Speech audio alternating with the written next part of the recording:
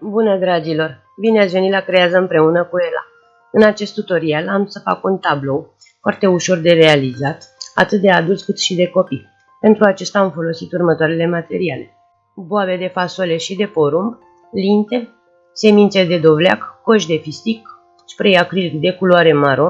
Eu am folosit spray deoarece are o uscare mult mai rapidă, dar puteți folosi și vopsele acrilice, aracet, o bucată de carton, un vas pentru a prepara amestecul de aracet și puțină apă, șervețele și plante uscate. Vă doresc o vizionare plăcută!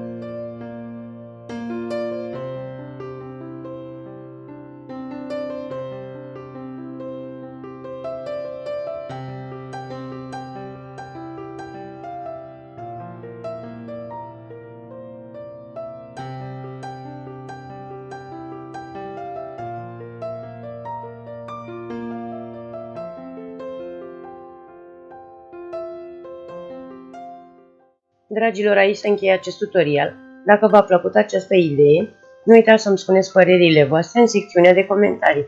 Vă mulțumesc pentru vizionare și vă îmbrățișez cu drag până la următorul tutorial.